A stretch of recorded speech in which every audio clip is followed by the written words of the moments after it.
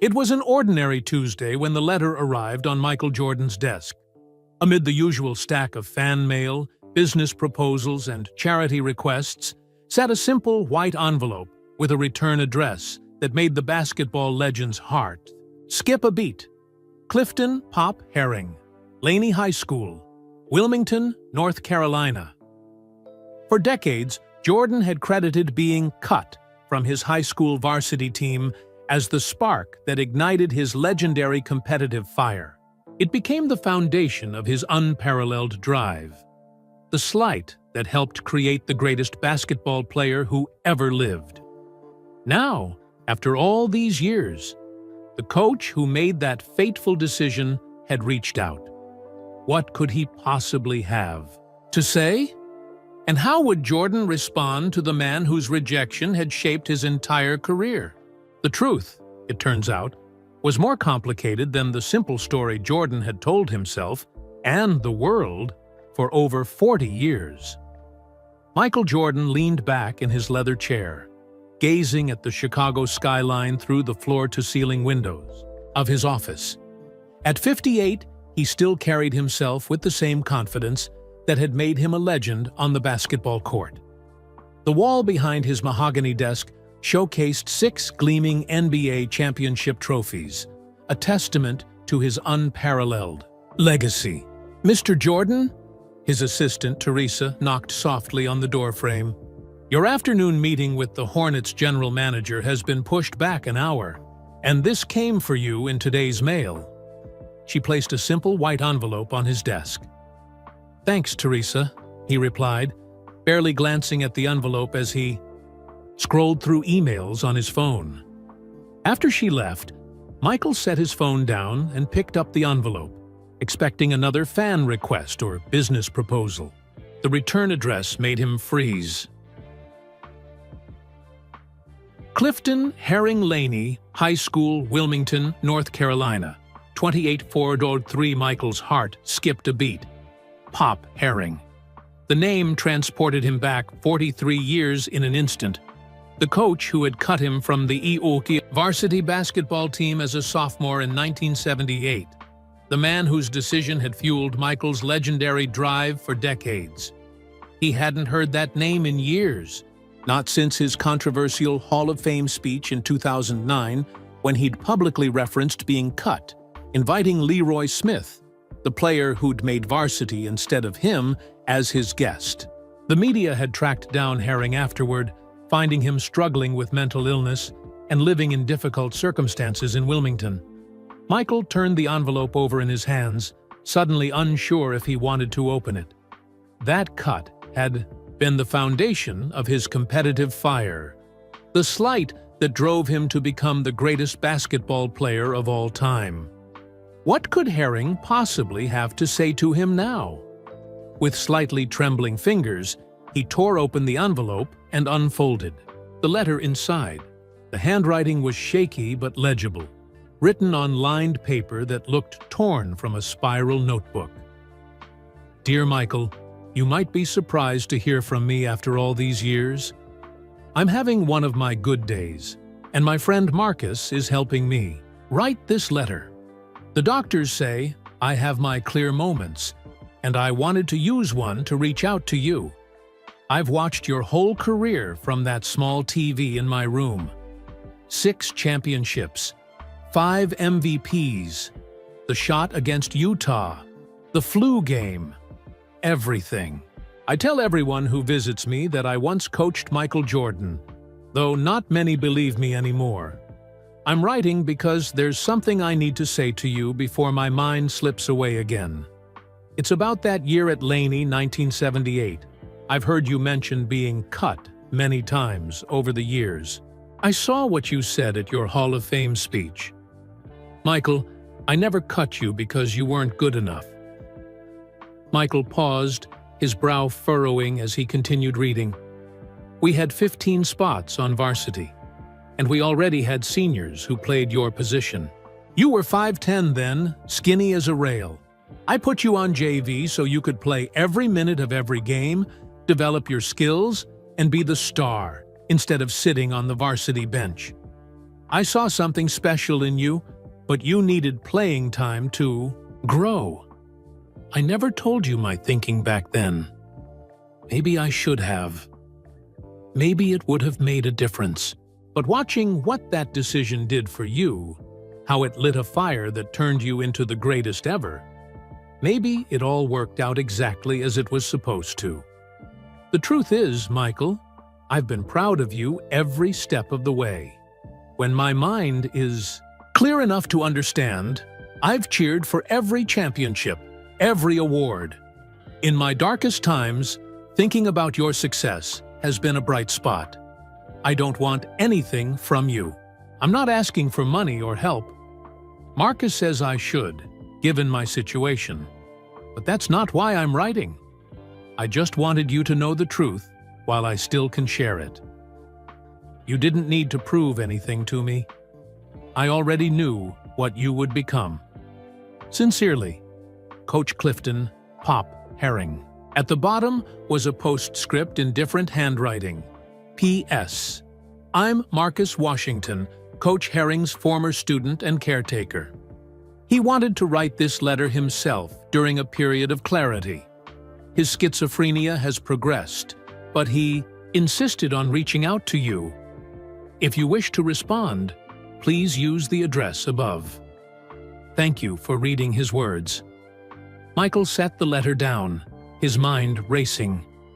For decades, the story of being cut had defined him. I've failed over and over again in my life, and that is why I succeed, he had famously said.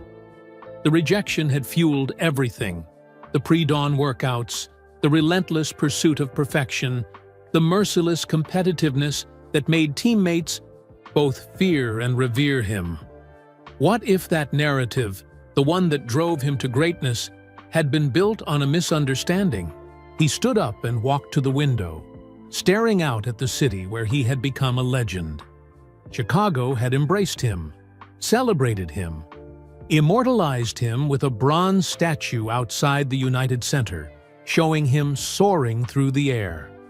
The statue was built on the myth of the underdog who had been rejected and fought back to become untouchable.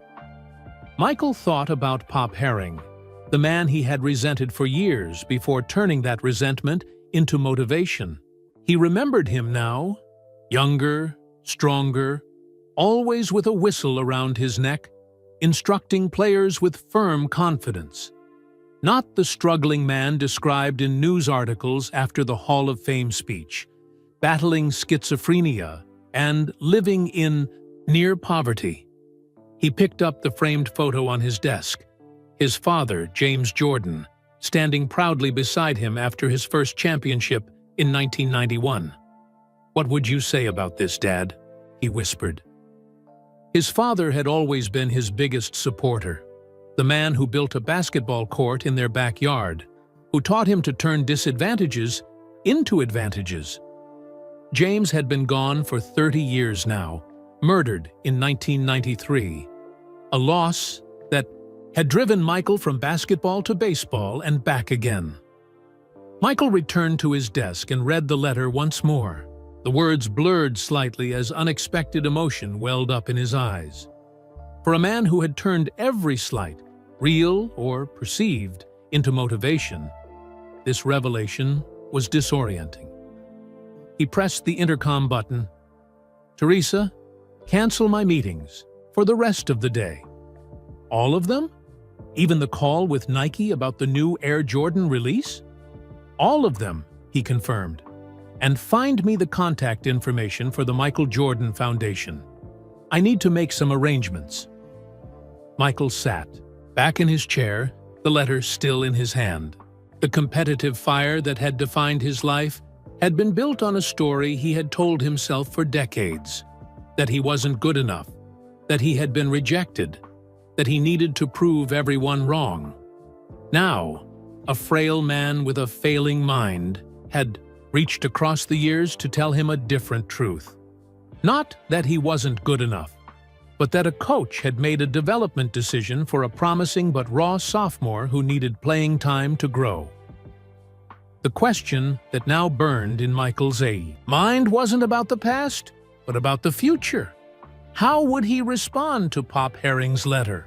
What would the world's most legendary competitor say to the man whose decision had inadvertently shaped his unmatched drive for greatness? Michael Jordan, who had always known exactly what to do on the basketball court, found himself uncertain about his next move. Michael Jordan closed his eyes and let his mind drift back to Wilmington, North Carolina. 1978. The memories came flooding back like a tide rushing onto Wrightsville Beach.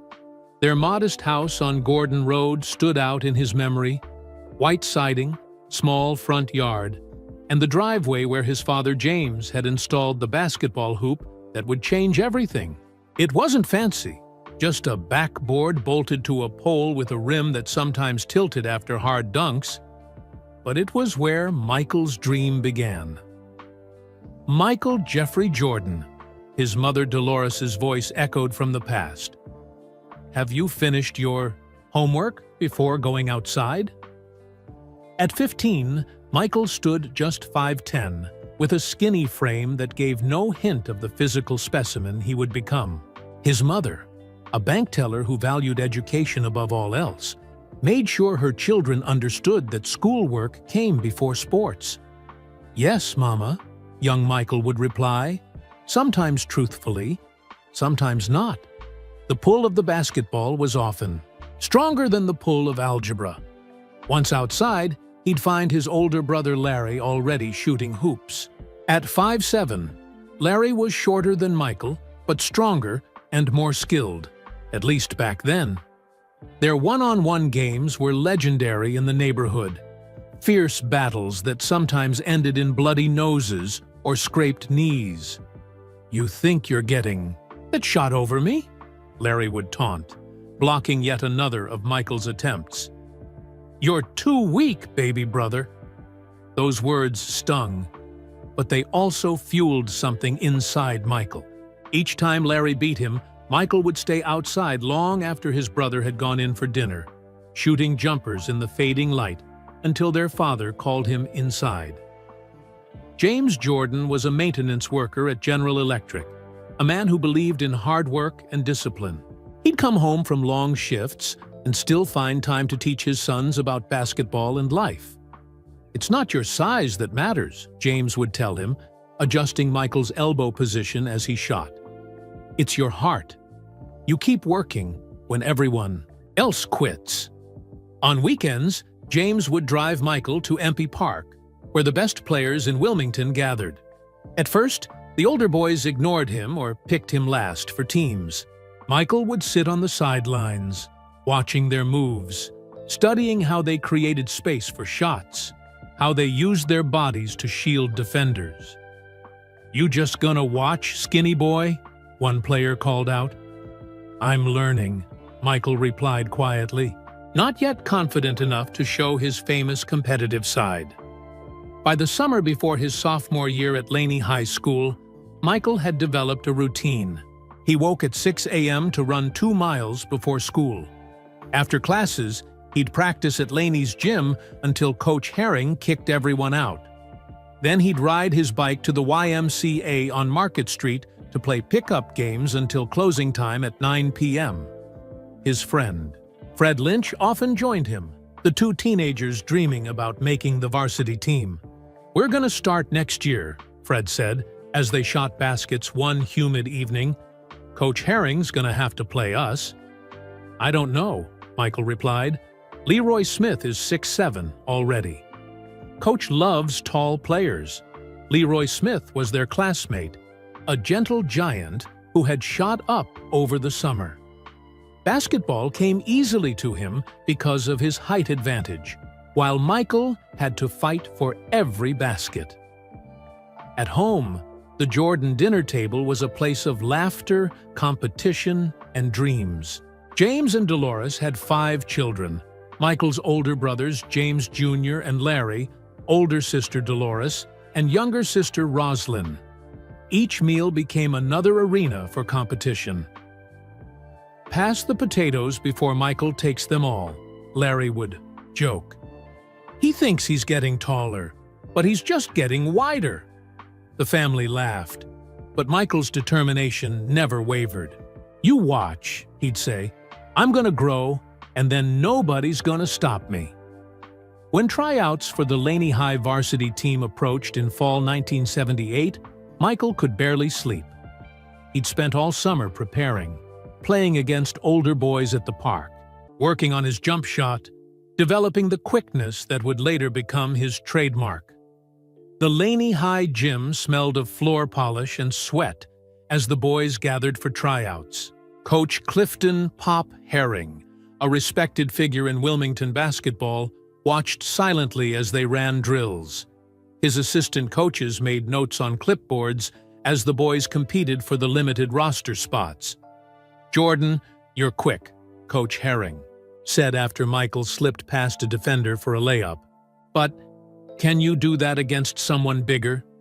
To prove himself, Michael pushed harder, playing with a fire that surprised even himself. But when he looked around, he noticed something that filled him with doubt.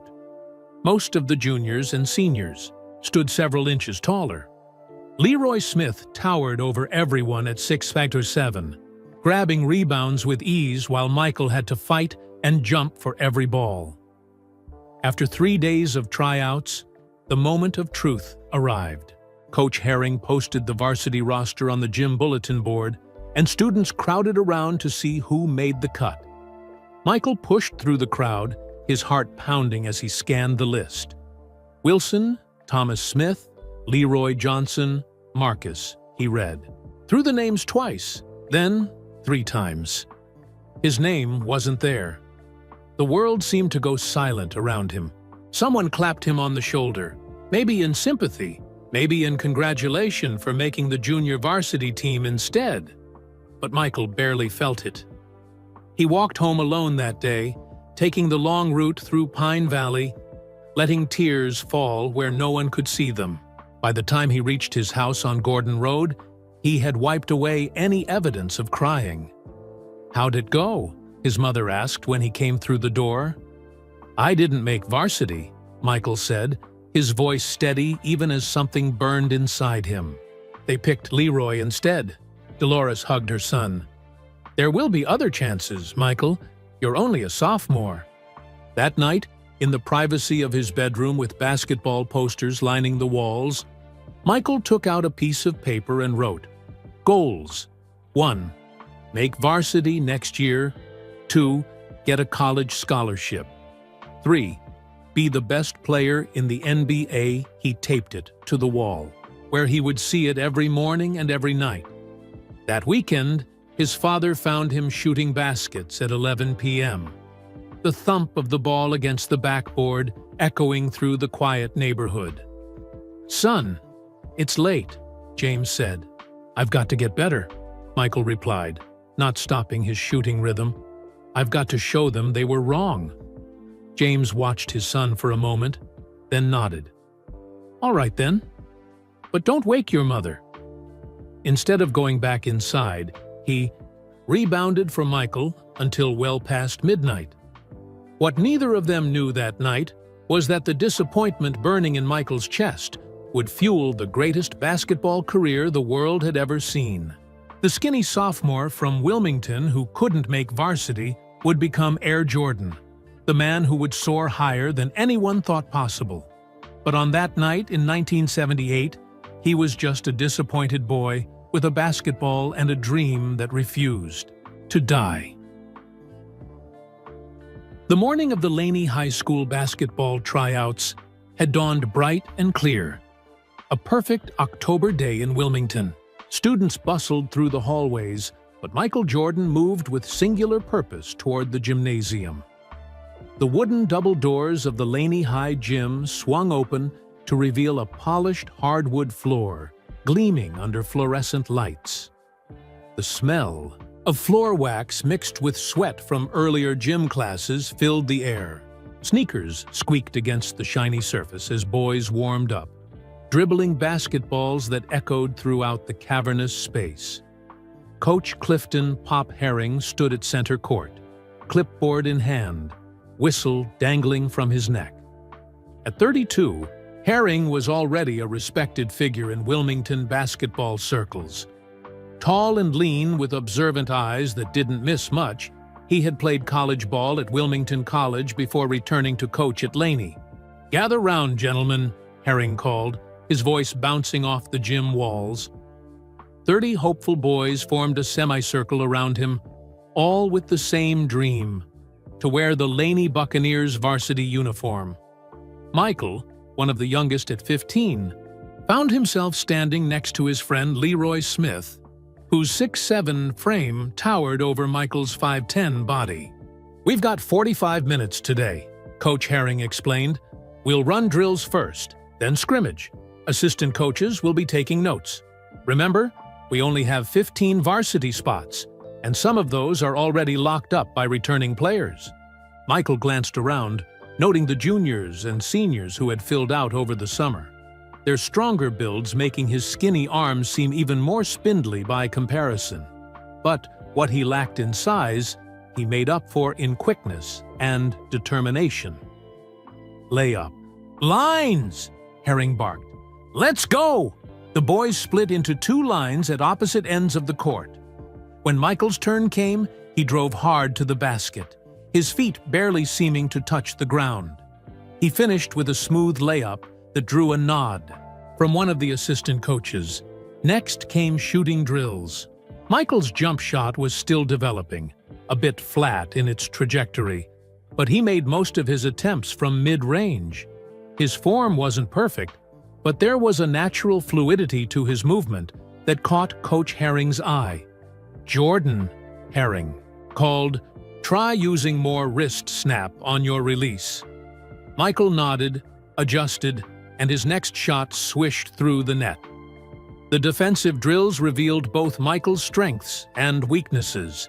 His lateral quickness allowed him to stay in front of faster opponents, but when matched against taller boys like Leroy Smith, he struggled to contest shots without fouling. "Smith," Coach Herring noted, "good use of your height. Jordan, you're quick, but you've got to learn to defend without reaching." When scrimmage time arrived, Michael was placed on the second unit, wearing a mesh penny against the first team, which featured mostly juniors and seniors. The game moved faster than Michael was used to from playground basketball. He found himself a step behind at times, but his competitive instinct kicked in. On one play, he stole the ball from a senior guard and raced down court for a layup that drew cheers from the sidelines. "That's the way, Jordan," Herring called. But moments later, Michael forced a difficult shot over 2 defenders instead of passing to an open teammate. The ball clanged off the rim, and Coach Herring blew his whistle. "Basketball is a team game," he said, addressing everyone but looking at Michael. "Make the smart play, not the flashy one." As tryouts continued over the next 2 days, Michael showed flashes of the talent that would one day make him famous. Quick cuts to the basket, tenacious defense, and an absolute refusal to back down from older players. But he also showed his rawness, forcing shots, occasionally missing defensive assignments, and struggling against the physical strength of upperclassmen. On the final day, Coach Herring had the boys run wind sprints. Despite tired legs, Michael finished first every time, his chest heaving but his eyes fierce with determination. After they were dismissed to the locker room, Michael lingered, shooting free throws while the coaches huddled in conversation at the scorer's table. He couldn't hear what they were saying, but he saw Coach Herring shake his head several times as they went down the list of names.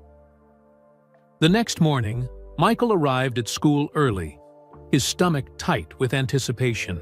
A small crowd had already gathered around the gym bulletin board where the team rosters would be posted. Coach Herring emerged from his office, a single sheet of paper in hand. Without a word, he pinned it to the board and walked back into his office, closing the door behind him. The crowd surged forward. Michael waited, trying to appear calm while his heart hammered in his chest. Finally, he made his way to the front. The paper was divided into two sections: varsity and junior varsity. He scanned the varsity list, searching for his name among the 15 spots: Anderson, Kyle Bridgman, David Cooper, James Davis, Robert Higgins, Tom Johnson, Steve Keaton, Billy Miller, John Perkins, Ray Robinson, Keith Smith, Leroy Stevens, Mark Thompson, Eric Williams, Chris Wilson. Greg Michael read the list twice more, hoping he had somehow missed his name. He hadn't. His eyes drifted down to the junior varsity section, where Jordan Michael was the third name listed. A heavy hand clapped his shoulder. It was Leroy Smith, his wide smile showing he'd found his name on the varsity roster. "Next year, Mike," Leroy said kindly. "You'll make it next year for sure." Michael nodded, forcing a tight smile. "Yeah. Congratulations, man." As other boys celebrated or commiserated around him, Michael slipped away from the crowd, walking with measured steps until he reached the empty hallway near the band room. There he leaned against the wall, closing his eyes as the disappointment washed over him. He'd been so sure, so certain that his speed and hard work would overcome his lack of height and strength. The weight of failure pressed down on him like a physical force. The final bell rang, and Michael composed himself before heading to his first class. Throughout the day, well-meaning friends and teachers offered condolences or encouragement. "JV is still good for a sophomore," his math teacher said. "At least you made a team," another student pointed out. "You'll grow," his science teacher assured him. None of it helped. By the time school ended, Michael had heard enough empty consolations to last a lifetime. At home that afternoon, he dropped his backpack by the door and headed straight for the basketball hoop in the driveway, not even changing out of his school clothes. The familiar rhythm of the bouncing ball offered some comfort as he shot basket after basket. When his mother returned from work, she found him still shooting, his white school shirt now soaked with sweat. "Michael," she called from the doorway, "come inside and tell me about your day." In the kitchen, as Dolores prepared dinner, Michael finally spoke the words aloud. "I didn't make varsity, Mama. Coach Herring picked Leroy Smith instead." Dolores set down her knife and looked at her son, seeing the hurt behind his attempt at a casual tone. "Did you do your best?" she asked. "Yes, ma'am." "Then you hold your head high on that JV team. You show them what they missed." Later that night, after everyone had gone to bed, Michael sat at his desk with a piece of paper. By the light of his small lamp, he wrote his goals, pressing the pen so hard it nearly tore through the paper. Make varsity team next year. 2. Earn college basketball scholarship. 3. Make it to the NBA. 4. Be the best basketball player ever. He taped this paper to the wall beside his bed, where it would be the first thing he saw every morning and the last thing he saw every night. What Michael didn't know, couldn't know, was that in Coach Herring's office, a different conversation had taken place. While posting the roster, assistant, Coach Ron Coley had questioned Herring's decision. "Jordan's got something special, Pop," Coley had said. "I've seen it when he thinks no one's watching. That kid plays like he's got a fire inside." Herring had rubbed his temples, already feeling the headache that had become increasingly common for him lately. 15 spots, Ron. That's all we've got. Smith gives us height we desperately need. The seniors have paid their dues. Jordan's still raw. He needs playing time, not sitting on the varsity bench. He'll start every game on JV, develop his skills. Herring had paused, then added, "Sometimes the best thing you can do for a player is make him wait." Neither man could have predicted that this decision, this cut that wasn't really meant as a rejection, would help forge the greatest basketball player the world would ever see. The Laney High School junior varsity gym was smaller than the main gymnasium, with lower ceilings and bleachers that only stretched halfway up the wall. But, to the players on the court, it might as well have been Madison Square Garden. Michael Jordan dribbled at the top of the key, sweat dripping down his face, despite being only 5 minutes into the first JV game of the season. Across from him, a nervous defender from New Hanover High shifted his weight from foot to foot, trying to anticipate Michael's next move. With a quick crossover that seemed to happen in a blink, Michael blew past the defender, rose toward the basket, and scored an easy layup. The sparse crowd, mostly parents and a few students who arrived early for the varsity game, applauded politely. Coach Ron Coley nodded from the sideline. Unlike Coach Herring, who ran the varsity squad with military precision, Coley had a more relaxed coaching style that gave players freedom to explore their talents. "Good move, Jordan," Coley called. "Now get back on defense." By halftime of that first game, Michael had scored 18 points, and Laney JV led by 12. In the locker room, while other players caught their breath, Michael was restless, bouncing on the balls of his feet. "You're playing well," Coach Coley told him. "But remember to involve your teammates. Basketball is a team sport." Michael nodded, but his mind was elsewhere. He'd noticed Coach Herring watching from the doorway during the first half. Was he having second thoughts about his decision? Michael was determined to make him regret it. In the second half, Michael exploded for 27 more points, finishing with 45 in a 32-minute game. He scored in every way possible, driving layups, pull-up jumpers, fast break dunks, and even 2 three-pointers, which weren't yet part of high school rules, but were marked on Laney's court for practice purposes. As the season progressed, Michael's dominance became the talk of Wilmington basketball. In his third game, he scored 51 points. In his fifth, he grabbed 18 rebounds to go with his 42 points, extraordinary for a guard his size. After home games, Michael would linger in the gym to watch the varsity team play.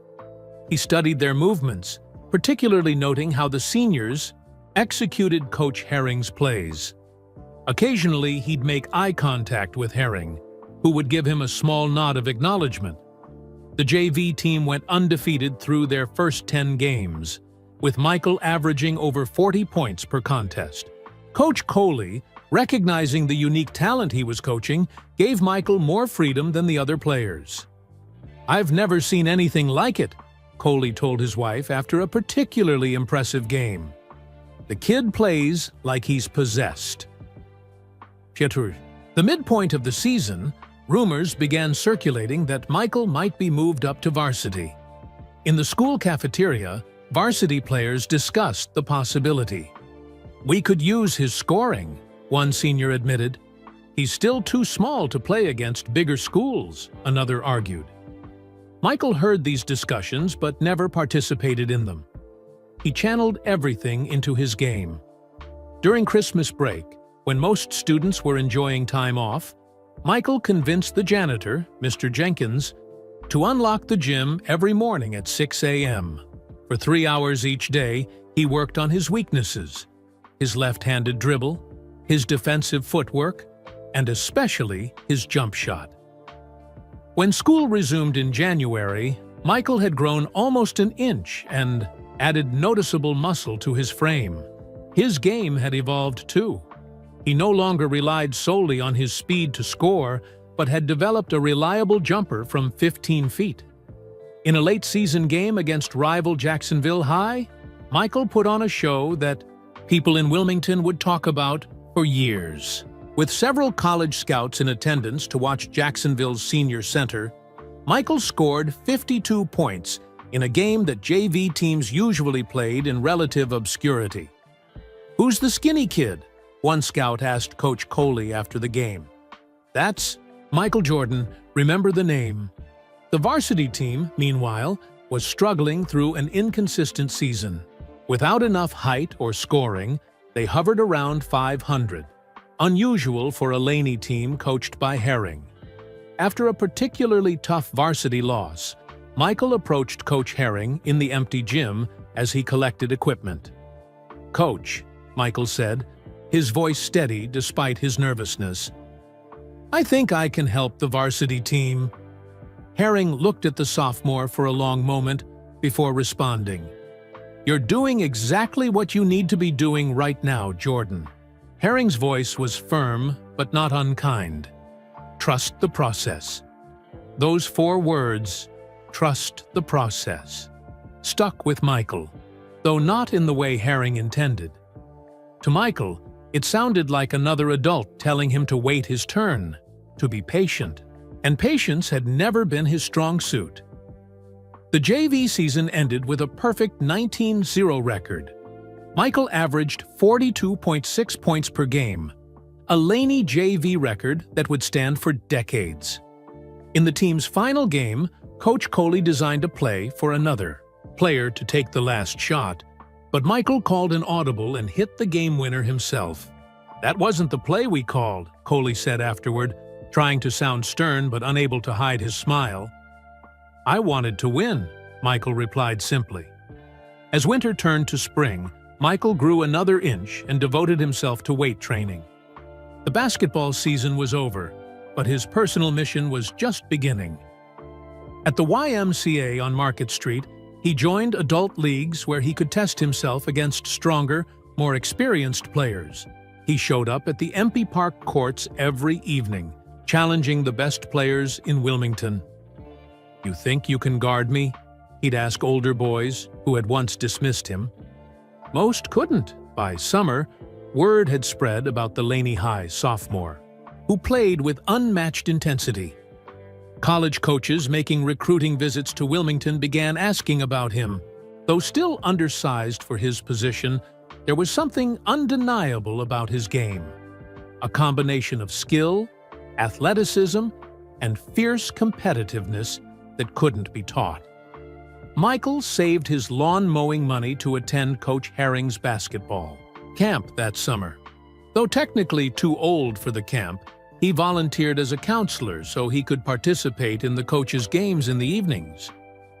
"He's got a different look in his eye now," Herring told his assistant Ron Coley as they watched Michael dominate a scrimmage against college players visiting the camp. "It's like he's playing against ghosts we can't see." What no one at Laney knew was that Coach Herring had begun experiencing troubling symptoms: mood swings, occasional confusion, headaches that lasted for days.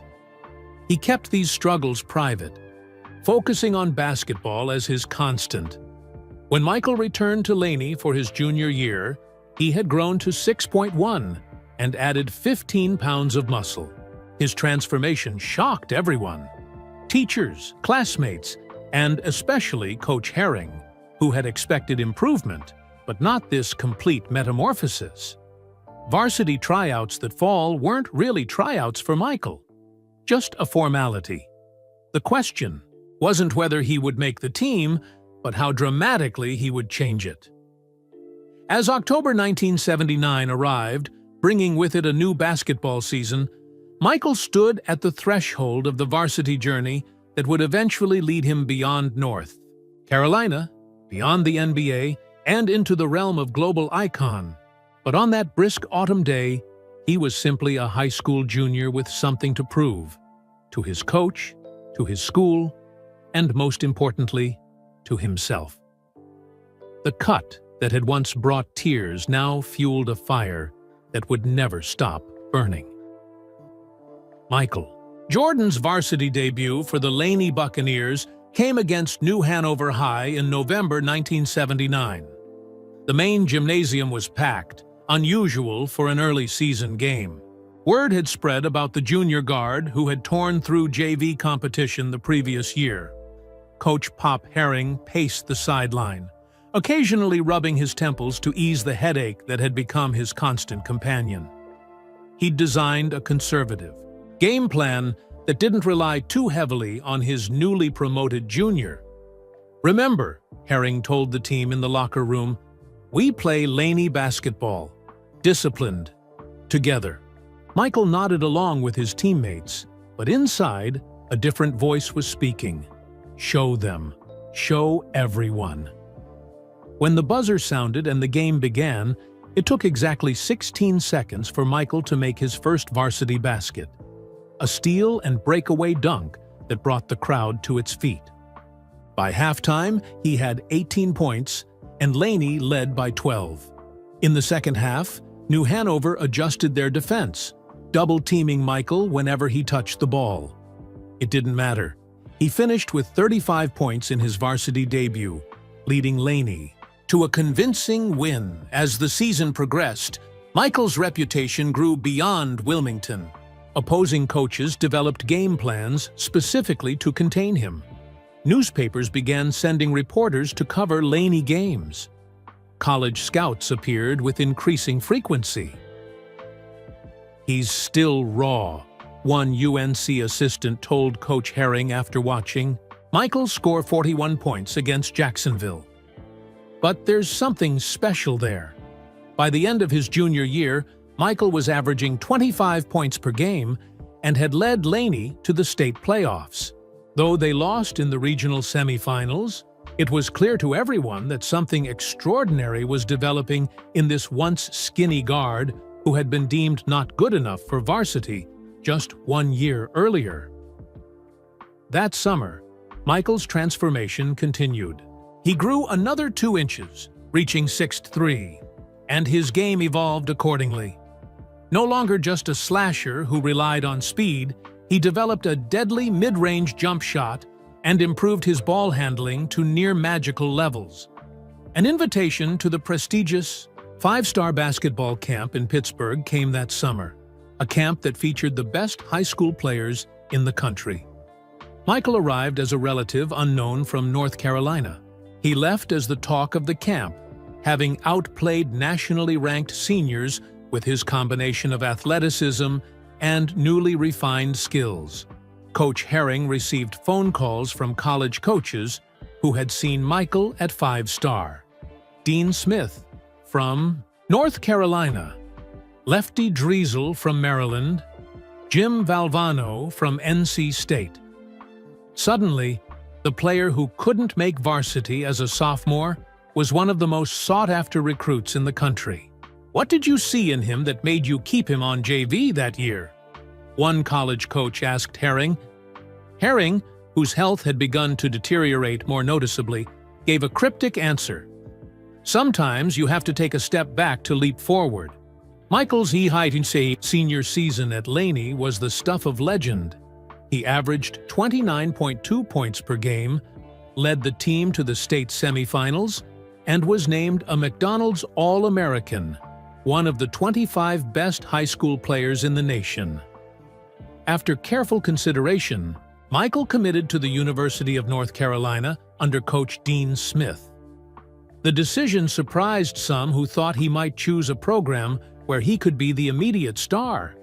But Michael saw something in Smith's disciplined system that resonated with him, a chance to prove he could excel within a team structure, not just as an individual talent.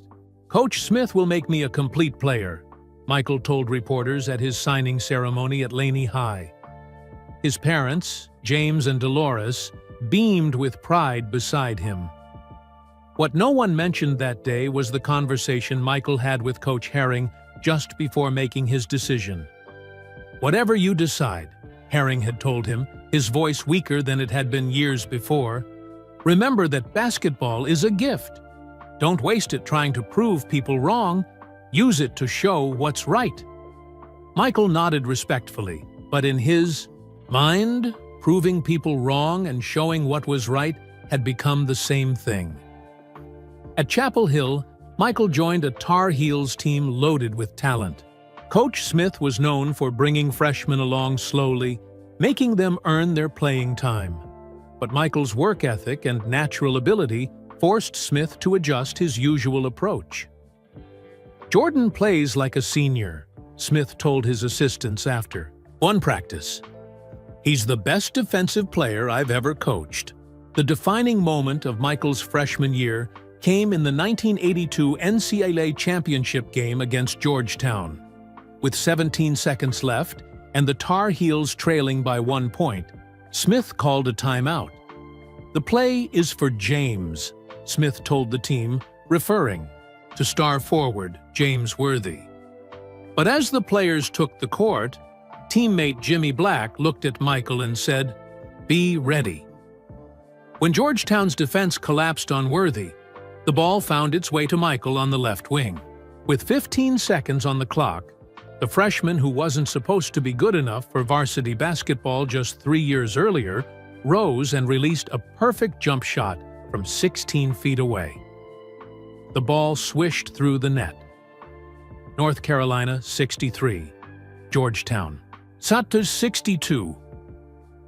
That shot, that single moment of perfect execution on the biggest stage in college basketball, changed everything. It wasn't just a game winner, it was an announcement to the world. Michael Jordan had arrived. He spent 2 more years at North Carolina, developing into a consensus All-American and College Player of the Year. But the NBA beckoned, and after his junior season, Michael declared for the 1984 draft. Draft night brought another moment that would fuel Michael's competitive fire for years to come. The Houston Rockets selected Hakeem Olajuwon with the first pick. The Portland Trail Blazers, with the second pick, chose Sam Bowie, a center from Kentucky. The Chicago Bulls, picking third, selected Michael Jordan. "We need a center," Portland's general manager explained when questioned about passing on Jordan. "You can't teach height." Michael said all the right things publicly about being happy to join the Bulls. Privately, he added Portland to his mental list of people and organizations he would prove wrong. Chicago in 1984 was a basketball wasteland. The Bulls had missed the playoffs in 3 of the previous 4 seasons and played before sparse crowds at Chicago Stadium. The team was considered an afterthought in a city dominated by the Bears, Cubs, and White Sox. From his first practice with the Bulls, Michael changed the culture. His competitive intensity and training sessions stunned veterans. His aerial acrobatics in games amazed fans. His work ethic, first to arrive, last to leave, set a new standard. "This kid plays like his life depends on winning," Bulls coach Kevin Lockery observed. Michael's rookie season was a revelation. 28.2 points per game, Rookie of the Year honors, and an All-Star selection. Though the Bulls lost in the first round of the playoffs to the Milwaukee Bucks, it was clear that Chicago had found a generational talent. What no one could have predicted was just how far that talent would take him, and the game of basketball, in the years to come. The skinny sophomore who couldn't make varsity at Laney High had become the most exciting player in the NBA, and he was just getting started. Back in Wilmington, Coach Pop Herring followed Michael's rise with pride tinged with growing personal struggle. His mental health had deteriorated significantly, with what would later be diagnosed as schizophrenia beginning to affect his daily life. He had left coaching at Laney, and few people knew of his connection to the NBA's new superstar. In a rare moment of clarity, Herring told a friend, "I never cut Michael Jordan. I just put him where he needed to be at that time." Sometimes the best motivation comes from what we think is rejection. How right he was. The cut that wasn't really a cut had helped forge the competitive drive that would define Michael Jordan's career and change basketball forever. The Chicago Stadium rumbled with excitement as Michael Jordan soared through the air, seemingly defying gravity. It was 1986, his second season with the Bulls, though he had missed most of his sophomore campaign with a broken foot. Now fully healed, he was putting on a show against the mighty Boston Celtics in the playoffs. Larry Bird, the Celtics superstar, watched as Michael scored an NBA playoff record 63 points against his team. Though the Bulls lost the game and eventually the series, Bird's post-game comment resonated throughout the basketball world. "That wasn't Michael Jordan out there. That was God disguised as Michael Jordan." In the Bulls' locker room after the series ended, Michael sat alone long after his teammates had left. "Next year," he whispered to himself. "Next year, I'll be better." This scene would repeat itself throughout Michael's early NBA career. Brilliant individual performances that ended in playoff disappointment. The Detroit Pistons, coached by Chuck Daly, developed a defensive strategy specifically to stop Jordan, known as the Jordan Rules. They would physically punish him every time he drove to the basket, sometimes sending 3 defenders at him. Simultaneously, after another playoff loss to Detroit in 1989, Michael returned to Chicago and immediately added 15 pounds of muscle to his frame through an intense training program. He was tired of being pushed around. Being cut from varsity taught me that I have to be stronger than everyone expects, he told Bulls teammate Scottie Pippen during a grueling summer workout. "Every time they knock me down, I have to get up stronger." Off the court, Michael's fame grew beyond basketball. In 1985, Nike had taken a chance on the rookie by creating the Air Jordan shoe line. The NBA initially banned the black and red shoes for violating uniform rules, but Michael wore them anyway, paying a $5,000 fine each game, which Nike happily covered for the publicity. "We expected to sell about $3 million worth of Air Jordans," Nike executive Sonny Vaccaro recalled. "We sold $126 million in the first year." By 1990, Michael Jordan wasn't just a basketball player, he was a global phenomenon. Children around the world stuck out their tongues when they played basketball, mimicking Jordan's habit when he drove to the basket. His posters hung on bedroom walls from Chicago to Shanghai. The Jumpman logo, a silhouette of Jordan soaring for a dunk with legs spread wide, became one of the most recognizable symbols in sports. "Be like Mike," the famous Gatorade commercial urged, and millions tried to do just that. Yet for all his commercial success, championship glory eluded him. The Pistons eliminated the Bulls from the playoffs 3 straight years. Critics began to whisper that Jordan was a spectacular individual talent who couldn't lead a team to a title. Those whispers fueled him just as much as the memory of being cut from varsity. Every doubt, every criticism became another reason to work harder. In 1990, the Bulls hired Phil Jackson as head coach. Jackson implemented the triangle offense, a system that encouraged ball movement and prevented opponents from focusing solely on stopping Jordan. He also helped Michael understand that for the Bulls to win championships, he needed to trust his teammates more.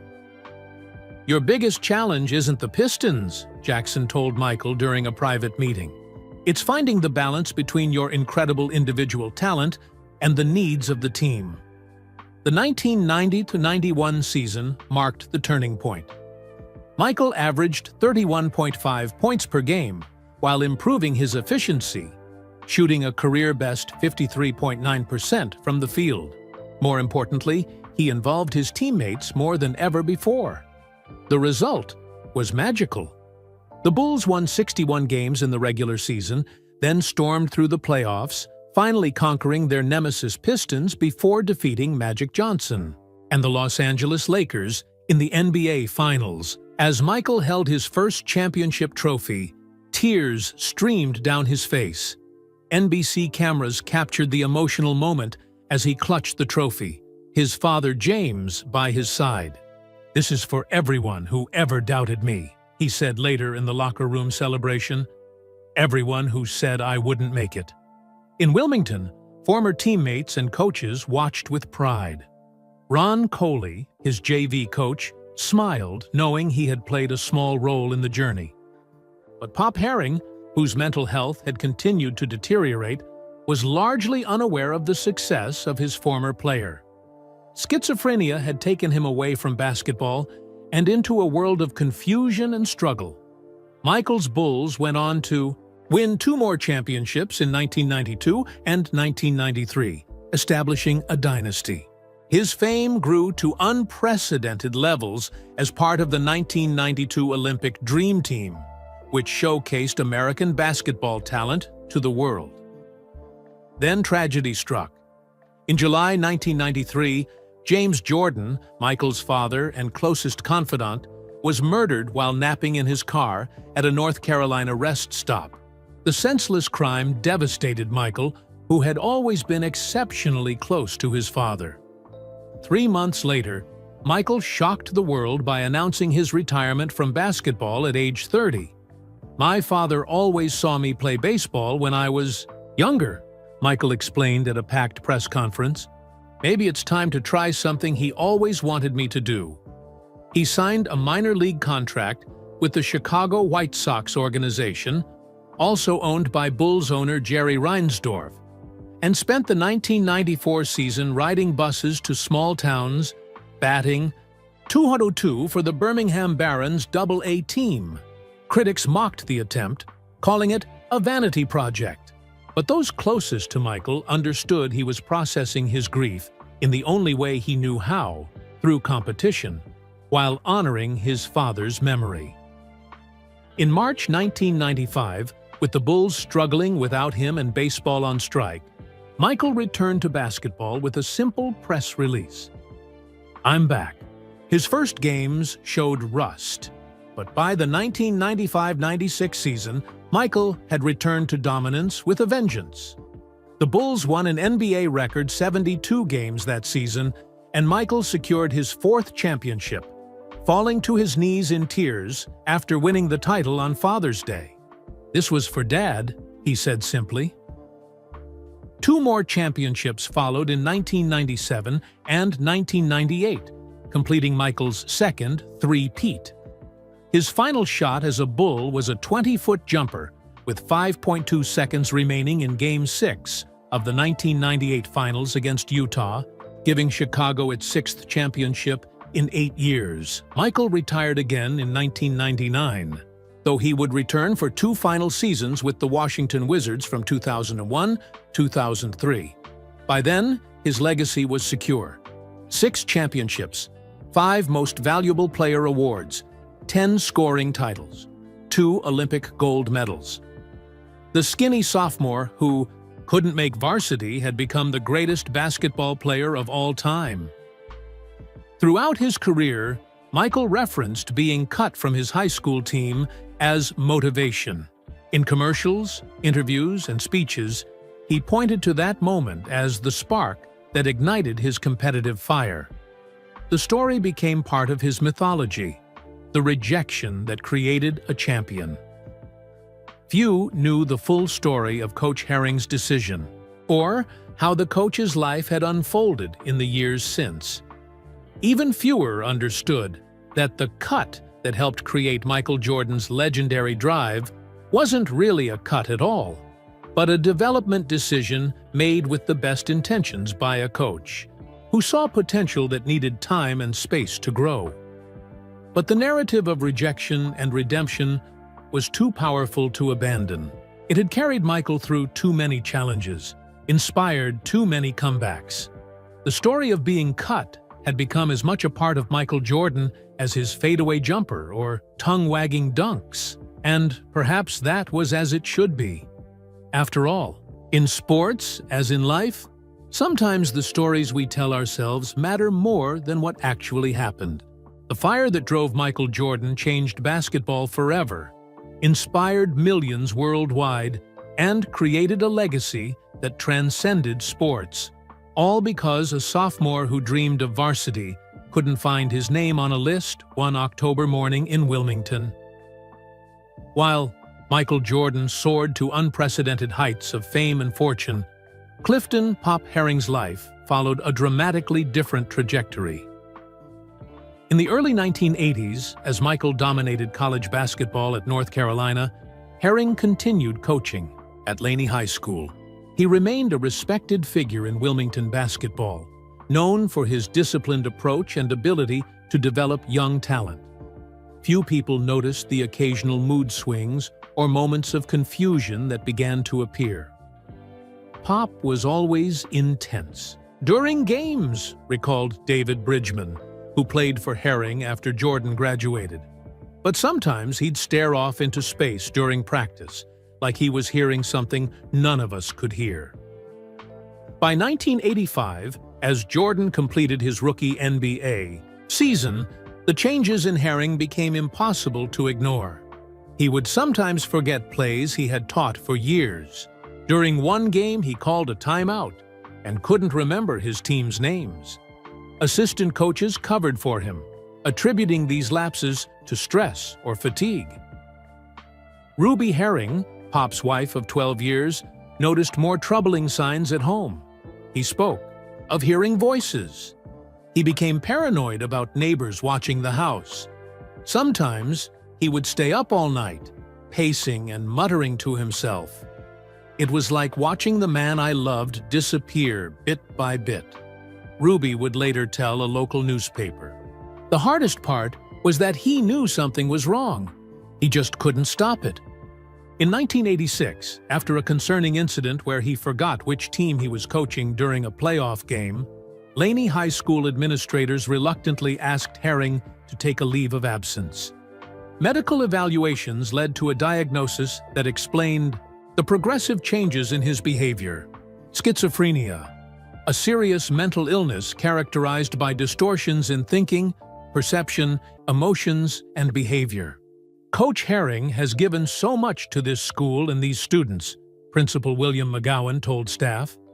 Now, it's our turn to support him through this difficult time. The Wilmington basketball community rallied around their coach. Former players organized fundraisers. Colleagues covered his classes. For a while, it seemed Herring might receive the help he needed to manage his condition. But schizophrenia proves challenging to treat even with today's advanced medications. In the 1980s, options were more limited and side effects more severe. Herring struggled with the medications, sometimes refusing to take them because they left him feeling like a zombie. By 1988, as Michael Jordan was being named NBA Most Valuable Player for the first time, Herring's marriage had dissolved under the strain of his illness. He lost his home, his career, and much of his connection to reality. Former colleagues would occasionally spot him walking through downtown Wilmington, having animated conversations with people who weren't there. Ron Coley, the former JV coach, who had worked alongside Herring during Michael's years at Laney, made efforts to help. He would take Herring to lunch, make sure he had clean clothes, and try to reconnect him with the basketball world he had once thrived in. On good days, Pop could still break down game film better than any coach I knew, Coley said. He'd see things on the court nobody else noticed. Then, sometimes mid-sentence, he'd slip away again. When Michael won his first NBA championship, in 1991, a local sports reporter tracked down Herring for comment. He found the former coach living in a small apartment paid for by a former player's family, walls covered with newspaper clippings, not of Jordan, but of his own coaching career at Laney. Michael Jordan? Herring reportedly said when asked about his famous former player. I knew he'd make it. I put him on JV so he could develop properly. People don't understand coaching decisions. It was a moment of clarity that offered a glimpse of the thoughtful coach who had once made a decision that helped shape basketball history. Throughout the 1990s, as Jordan's legend grew, Herring's condition fluctuated. He spent periods in psychiatric facilities, followed by times of relative stability when medication and support aligned. He never watched Jordan's NBA games, finding the constant movement and noise on television too overwhelming for his sensitive mental state. Fred Lynch, who had taken over the Laney basketball program after Herring's departure, made sure his predecessor remained connected to the school. He invited Herring to practices when he was well enough, created a small coaching award in his name, and kept a photo of Herring's 1976 conference championship team prominently displayed in the gym. Pop Herring built this program, Lynch would tell his players. He taught basketball, but more importantly, he taught character. In 2000, when a documentary crew came to Wilmington researching Jordan's roots, they found Herring living in a group home for adults with mental illness. During their interview, he shifted between remarkable basketball insights and disconnected thoughts. When asked about cutting Michael Jordan, he became animated. "I never cut that boy," he insisted, his eyes suddenly clear and focused. "That's not what happened. He played JV because that's where he needed to be at that time. You develop players by putting them where they can play, not where they can sit." This moment of lucidity, captured on film but never aired, represented one of the great ironies of basketball history. The decision that became famous as a cut, and that helped fuel the greatest career the sport had ever seen, wasn't a rejection at all. It was a developmental choice made by a thoughtful coach who saw potential that needed the right environment to flourish. By 2009, when Jordan was inducted into the Basketball Hall of Fame, Herring's health had deteriorated further. He was living in subsidized housing in Wilmington, largely disconnected from the basketball world. He missed Jordan's controversial induction speech, where Michael invited Leroy Smith, the player who had made varsity instead of him, and spoke at length about using the cut as motivation throughout his career. When local reporters sought Herring's reaction to being mentioned in the speech, they found him unable to comprehend the significance. A caretaker explained that Herring's schizophrenia had progressed to the point where he had difficulty separating past from present. "Some days he still thinks he's coaching at Laney," the caretaker explained. "Other days, he doesn't remember coaching at all." A few former players continued to visit Herring, bringing him simple meals and sitting with him through both coherent conversations and confused ramblings. They remembered the coach who had shaped their lives before illness reshaped his. Marcus Washington, who had played for Herring in the early 1980s and later became a social worker, took a particular interest in his former coach's welfare. He helped coordinate Herring's care, ensured he made medical appointments, and advocated for better housing conditions. "Coach gave so much to all of us," Washington explained. "The least we can do is make sure he's treated with dignity." While Jordan's net worth soared into the billions and his brand became global, Herring subsisted on disability payments and the kindness of former players. The contrast couldn't have been more stark. The coach who had made a decision that helped create a legend now lived in obscurity. His brilliance glimpsed only in fleeting moments of clarity. Yet in those moments, there was never bitterness. During one such period in 2015, when a local newspaper published a retrospective on the 30th anniversary of Jordan being drafted, Herring told a visitor, "I'm proud of Michael. I'm proud of all my players who became good men." That's what coaching is really about. The cut that wasn't a cut had become central to Jordan's story. For Herring, it was simply one of thousands of coaching decisions he had made in a career cut short by mental illness, a career largely forgotten as his famous former player's legend grew. Two lives, connected by a single decision, had diverged in ways no one could have predicted that October morning in 1978, when a sophomore's name didn't appear on a varsity roster.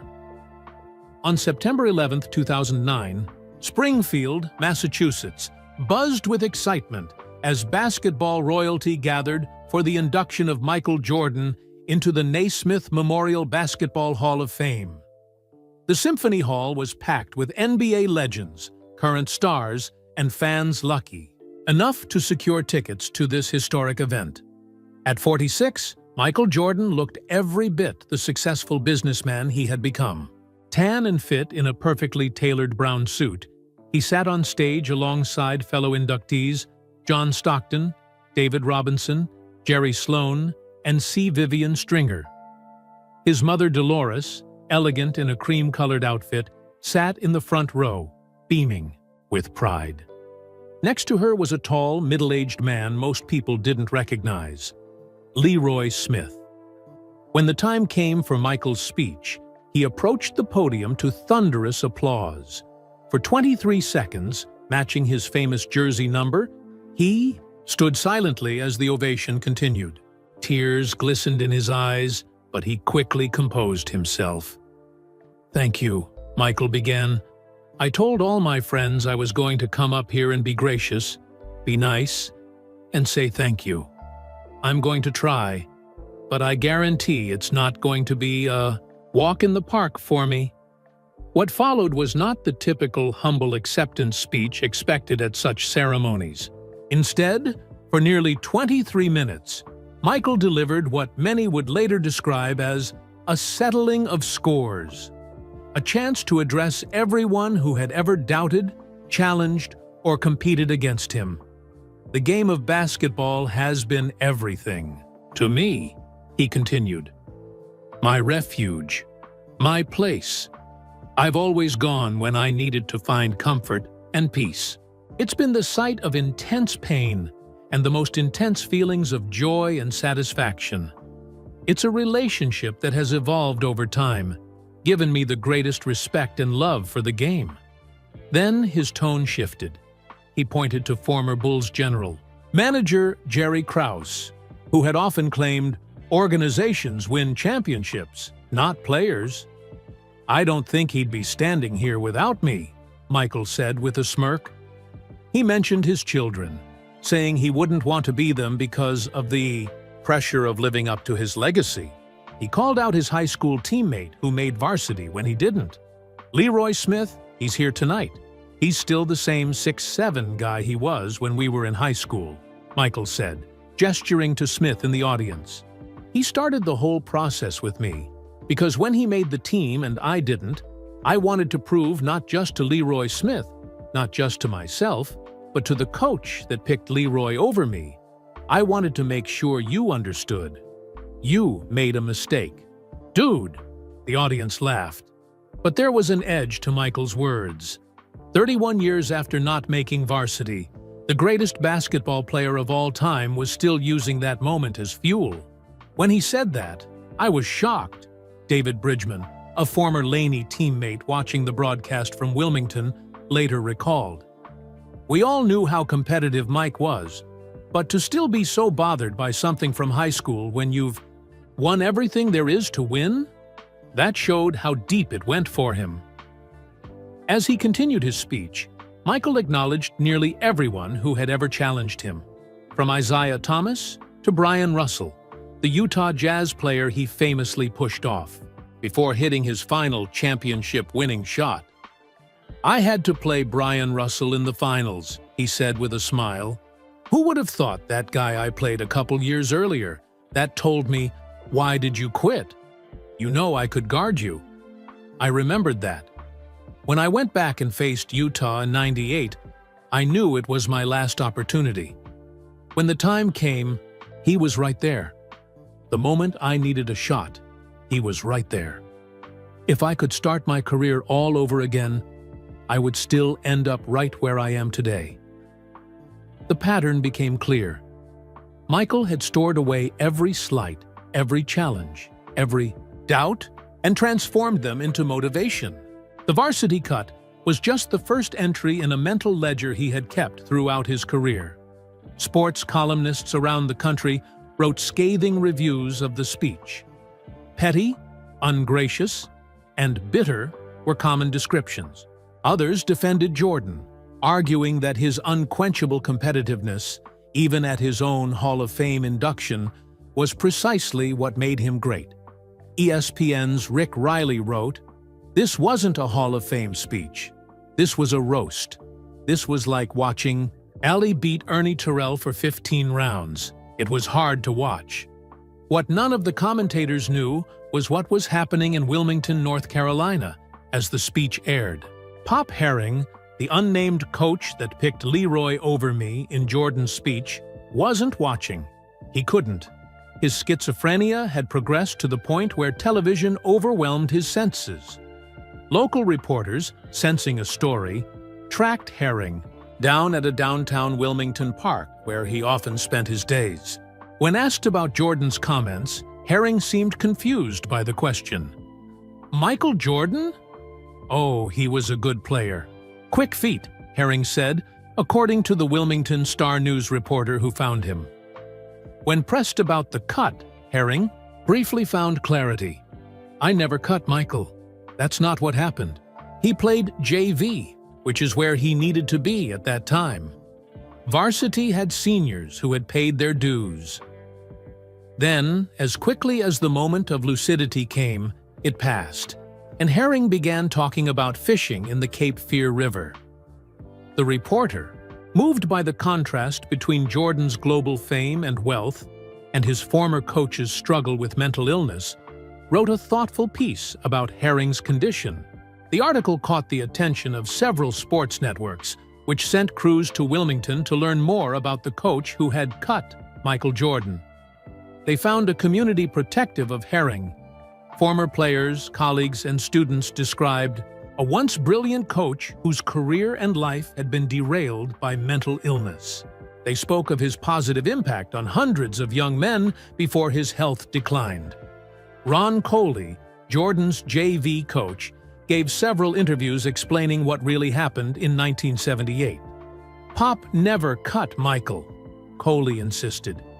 He made a developmental decision that probably helped Michael in the long run. But that's not as good a story as the great Michael Jordan got cut. So the myth persists. Back in Springfield after the induction ceremony, a reporter asked Jordan if he knew what had happened. To Coach Herring, I haven't kept up with him, Jordan admitted. Basketball is a big world, and we all go our separate ways after high school. When briefly told about Herring's struggles with mental illness, Jordan appeared genuinely surprised. I didn't know that, he said quietly. That's unfortunate. The reporter pressed further, asking if Jordan might reach out to his former coach or offer assistance. Uncomfortable with the question, Jordan's response was polite but non-committal. That's something I'd have to think about, he said before his handlers ended the interview. The Hall of Fame speech and subsequent media attention created an uncomfortable juxtaposition. One of the world's wealthiest athletes still harboring resentment toward a former coach who now lived in poverty, battling a devastating mental illness. Some criticized Jordan for appearing callous. Others defended him, pointing out that he couldn't possibly keep track of everyone from his past, and that his competitive mindset, including holding on to old slights, was what made him exceptional. In Wilmington, those who knew both men saw a more complex truth: two lives connected by a single decision, one that had helped shape a basketball legend while remaining just one of thousands of decisions made by a coach who would later lose so much to schizophrenia. The story of Michael Jordan being cut from his high school team had become basketball lore, repeated in motivational speeches and Nike commercials. The reality, a sophomore assigned to junior varsity for developmental reasons by a coach who would later battle mental illness, was more nuanced but less mythic. And in the world of sports legends, myth often matters more than reality. In the months following Jordan's Hall of Fame speech, several sports journalists began investigating what really happened at Laney High School in 1978. The narrative of Michael Jordan being cut from his high school team had become such an integral part of basketball lore that few had ever questioned its accuracy. Wright Thompson, a respected writer for ESPN, traveled to Wilmington in early 2010 to piece together the story. He spoke with former Laney players, assistant coaches, and school administrators who had been present during Jordan's sophomore year. I remember it wasn't really a cut situation, David Bridgman told Thompson. Bridgman had played varsity at Laney during Jordan's sophomore year. Coach Herring had a policy about sophomores. They mostly played JV unless they were exceptional, or we really needed their position on varsity. Thompson tracked down the 1978-79 Laney yearbook, which showed 15 players on the varsity roster, including just 3 sophomores. The junior varsity team where Jordan played had 11 players. There simply weren't enough spots, explained Fred Lynch, who later succeeded Herring as Laney's coach. Pop had to make decisions based on team needs, not just individual talent. Ron Coley, Jordan's JV coach that year, provided the most illuminating perspective. In a lengthy interview at a Wilmington coffee shop, Coley explained the reasoning behind Herring's decision. Mike was 5'10" as a sophomore. Leroy Smith was 6'7". We already had guards with experience on varsity. Pop decided Mike would benefit more from playing significant minutes on JV than sitting on the varsity bench, Coley said. It wasn't a rejection of Mike's talent. If anything, it was recognition that he needed game time to develop, not bench time to watch. Coley pulled out a tattered scorebook from the 1978-79 JV season. "Look at these numbers," he said, pointing to game after game where Jordan had scored in the 30s and 40s. This is what Pop wanted, for Mike to play, to shine, to develop confidence. Thompson's research revealed something else interesting. The varsity team that year had struggled, posting a mediocre record. Meanwhile, the JV team, led by Jordan, went undefeated. "Put yourself in Pop's shoes," Thompson later wrote in his article. "If you had a sophomore with potential, but not yet the physical maturity to dominate at varsity level, would you put him on varsity where he might play limited minutes, or on JV where he could play entire games and develop his skills?" The article caused a stir in basketball circles. Other journalists picked up the thread, interviewing more people connected to Laney basketball. A fuller picture began to emerge, one that contradicted the simple "Michael Jordan was cut" narrative. Ruby Herring, Pop's ex-wife, spoke publicly, for the first time, about her former husband's coaching philosophy. "Clifton believed in development," she said in a radio interview.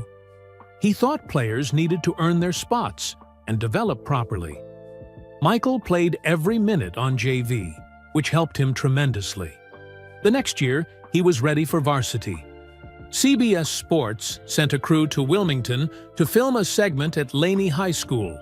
They interviewed Murphy Evans, the school's athletic director, in 1978. "We had a policy about team size," Evans explained on camera, standing in the same gym where Jordan had tried out. 15 players on varsity, about 10 to 12 on JV. That's all we could afford to uniform and all we could transport on the bus. Cuts were inevitable. The most revealing information came from the varsity roster itself. Of the 15 players on varsity during the 1978-79 season, 10 were seniors and 2 were juniors. Only 3 sophomores made varsity, all of them much taller than Jordan was at the time, filling positions where the team lacked depth. "It was a numbers game," Coley told the documentary crew. Pop wasn't saying Mike wasn't good enough for varsity ever. He was saying, given our roster constraints and positional needs, Mike would develop better playing full-time on JV. For journalists trying to reconcile these facts with Jordan's long-standing narrative, the answer seemed to lie in perception versus reality. To a 15-year-old Michael Jordan, not making varsity felt like rejection, a cut. To the coaching staff, it was simply a developmental decision within the constraints of roster limits. Dr. James Andrews, a sports psychologist interviewed for one of the articles, explained how such a perception could become a powerful motivator. Whether it was technically a cut is less important than how Jordan perceived it, Andrews said. If he felt rejected and used that feeling to drive himself, the objective reality doesn't matter from a psychological standpoint. The emotional impact was real, and so was the motivation it created. Former teammates shared how Jordan had immediately transformed the disappointment into motivation. The day after team assignments were posted, Jordan arrived at school with a new intensity in his eyes. He told me, "I'm going to show them," recalled Tim Glover, a JV teammate. And he did. Every practice, every game, Mike played like he had something to prove. Jordan's mother, Dolores, in a brief comment to one reporter, offered her own perspective. Michael has always needed challenges. When something stands in his way, he doesn't go around it. He goes through it. Through these investigations, a more nuanced truth emerged about the famous cut. Michael Jordan wasn't rejected because he wasn't good enough. He was assigned to junior varsity because of roster limitations, positional needs, and a coach's belief that playing time was more valuable than a varsity uniform with limited minutes. Yet, this more complex reality never replaced the simpler, more dramatic narrative of rejection and redemption that had become central to the Michael Jordan mythology. Nike commercials continued to reference Jordan being cut. Motivational speakers still used the story to inspire audiences, and Jordan himself never publicly corrected the record. Some speculated that Jordan knew the full story, but preferred the motivational power of the rejection narrative. Others suggested that, to a teenager desperate to make varsity, the distinction between cut and assigned to JV was meaningless. It still felt like failure. Whatever the truth, the story had served its purpose. That perceived rejection had helped create the competitive monster who would become the greatest basketball player in history. The reality might have been more nuanced than the myth, but the results, 6 NBA championships, 5 MVP awards, global icon status, were undeniable. As one former Laney coach put it, if believing he got cut made Michael Jordan into Michael Jordan, then maybe that's the greatest coaching decision Pop Herring ever made, even if it wasn't exactly what happened. Marcus Washington sat in the small, tidy room of the assisted living facility on the outskirts of Wilmington. Across from him, Clifton Pop Herring sat in an armchair by the window, looking out at the pine trees that swayed in the Carolina breeze. At 74, Herring's once athletic frame had grown thin, his hair now completely white. But on this day, his teeter-eyed eyes held a clarity that Marcus had learned to recognize and cherish. "It's a good day, Coach," Marcus said, setting down a paper bag containing a chicken sandwich and fries from Herring's favorite local restaurant. "How are you feeling?" Herring turned from the window and smiled. "Clear-headed today, Marcus. Like, the fog has lifted a bit." Marcus Washington had played for Herring in the early 1980s before going on to become a social worker. For the past 15 years, he had volunteered as Herring's primary visitor and unofficial advocate, ensuring the former coach received proper care as his schizophrenia progressed. "The medication seems to be working better," Herring continued. "The voices are quiet today." These periods of lucidity had become increasingly rare as Herring aged. Marcus had learned to make the most of them, often bringing old yearbooks or newspaper clippings to reminisce about Herring's coaching days. "I brought lunch and some old pictures," Marcus said, pulling out a folder. Herring nodded, but seemed distracted. "I saw something on the TV yesterday about Michael Jordan." Marcus paused. Jordan was rarely a topic Herring brought up himself. "What did you see, Coach?" They were showing his highlights, talking about that Netflix documentary from a few years back. Herring's voice grew stronger. "They mentioned me, said I was the coach who cut Michael Jordan." Marcus nodded carefully. "That's the story that's been told for years." "But it's not true," Herring said, sitting straighter in his chair. "I didn't cut him. I put him on JV so he could play, so he could develop." He shook his head. "For 40 years, people have been saying I didn't see his talent, that I made a mistake. But that's not what happened." Marcus set the folder down. He had known Herring long enough to recognize when something was genuinely bothering him during his clear moments. "Does it bother you, Coach? What people say?" Herring looked out the window again. "Not for my sake. I know what I did and why. But I wonder if Michael knows. I wonder if he's carried around this idea of rejection all these years when that wasn't what I intended at all. Marcus was surprised by the insight. Herring's illness often made him focus on his own immediate concerns. This level of empathy for how Jordan might have misunderstood the situation showed just how clear-minded he was today. "You could tell him," Marcus suggested carefully. "You could write him a letter." Herring turned back, his eyes brightening. "Could I? Would he read it?" "I think he might," Marcus said. "I could help you write it." And so began a project that would unfold over the next 3 weeks.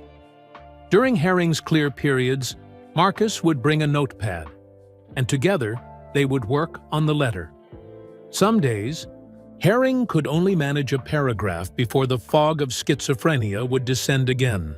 Other days, his thoughts flowed clearly, and memories from 40 years earlier emerged with surprising detail. "I remember Michael was so skinny," Herring dictated during their second session. "But quickest feet I'd ever seen. And his eyes, they burned when he played, like there was a fire inside him." Marcus wrote it all down, occasionally suggesting clarifications, but mostly letting Herring's words flow unfiltered. "We only had 15 varsity spots," Herring recalled another day. "The seniors had paid their dues, and we needed Leroy's height. We had no big men that year. Michael would have sat on the bench for most games if I'd put him on varsity. On JV, he could play every minute, develop his skills, be the star." As the letter took shape, Marcus was struck by Herring's lack of bitterness. Despite how his life had unfolded, the brilliant coaching career cut short by mental illness, the years of struggle and poverty, he expressed no resentment toward the former player who had become a billionaire, while mentioning being cut as a motivating factor throughout his career. "I'm proud of what Michael accomplished," Herring dictated. "Every championship, every award. I cheered for him when my mind was clear enough to understand. He took whatever motivation he found and used it to become the greatest ever. How could any coach not be proud of that?" On days when Herring's illness made writing impossible, Marcus would sit with him anyway, sometimes just watching television together or reading aloud from sports magazines. The letter became a project that gave Herring purpose and focus, something his doctors noted seemed to help stabilize his condition temporarily. "We need to be careful not to ask for anything," Herring insisted during one session. "I don't want money or help. This isn't about that. It's just about the truth." Marcus nodded, though he couldn't help thinking how much Herring could benefit. From financial assistance. The former coach lived on a modest disability payment and received basic care at the state-subsidized facility. His room was clean but sparse, with just a few personal belongings, some books, a small television, and a framed team photo from his coaching days. "People might think that's why you're writing," Marcus acknowledged, "given the difference in your circumstances." Herring shook his head firmly. "Then we make it clear. This is about setting the record straight, not asking for help. The truth is my only concern." By the third week, they had completed a draft that satisfied Herring. 3 handwritten pages explaining his decision from 1978, written in the shaky but determined handwriting of a man fighting through mental illness to communicate something important. "Should we type it up?" Marcus asked. "Make it look more professional?" "No," Herring decided. "I want him to see my handwriting, to know it really came from me on one of my good days." The final step was finding an address where they could send the letter. Marcus contacted several sports journalists who had written about Jordan, eventually securing a business address for Jordan's office in Chicago through a sympathetic reporter. On a bright April morning, Marcus brought an envelope to Herring's room. Together, they read through the letter one final time before Herring signed it with a slightly trembling hand. "Do you think he'll respond?" Herring asked, as Marcus sealed the envelope. "I don't know," Marcus answered honestly. "He's one of the most famous people in the world. He probably gets thousands of letters." Herring nodded, understanding the reality. "Even if he doesn't respond, at least I've told my side. That's something, isn't it?" "It's everything, Coach," Marcus said, writing the return address carefully. On the envelope, "The truth matters, even after all these years." As Marcus prepared to leave with the letter to mail it, Herring called him back. "Add a note from you at the bottom, would you? Explain about my condition, so he understands why the writing might be shaky, or the thoughts not always connected." Marcus added a postscript explaining Herring's schizophrenia and his role as caretaker, then read it aloud for Herring's approval. "Perfect," the former coach said, satisfaction evident in his voice. "Now we wait." Neither man held high expectations for a response. The gap between a billionaire global icon and a former high school coach with mental illness living in assisted care seemed too vast to bridge. But for Herring, the act of writing the letter had provided something valuable, a chance to reclaim his part in a story that had been told without him for decades. The next day, Marcus mailed the letter from the post office on Front Street in downtown Wilmington, just a few miles from where a young Michael Jordan had once practiced his jump, shot at Empey Park, dreaming of greatness that would one day come. As the letter began its journey to Chicago, Herring's moment of clarity began to fade. By the time Marcus visited 2 days later, the former coach had slipped back into confusion, the letter already forgotten in the fog of his illness. But somewhere between Wilmington and Chicago, the truth was traveling. Words written during a brief window of clarity, carrying a message that could potentially change how one of sports' most famous motivational stories was understood. Michael Jordan placed the letter on his desk and walked to the window of his Chicago office. The city sprawled beneath him, a place where his legend had been built, championship by championship. The letter from Pop Herring had shaken him more than he would have expected, reopening a chapter of his life he thought was firmly closed. "I never cut you because you weren't good enough." Those words from Herring's letter played over in his mind. For decades, the story of being cut had been more than just a story to Michael. It had been a foundation. The concrete his competitive spirit was built upon. Michael closed his eyes, and suddenly he was back in Chapel Hill, 1982. The NCAA championship game against Georgetown. 17 seconds left, down by 1 point. Coach Dean Smith had called a timeout. "The play is for James," Smith had said, designing the final shot for James Worthy. But when Georgetown's defense collapsed on Worthy, the ball found its way to Michael instead. A freshman with the national championship on the line, he rose for a jump shot from the left wing. Pure. North Carolina, 63, Georgetown, 62.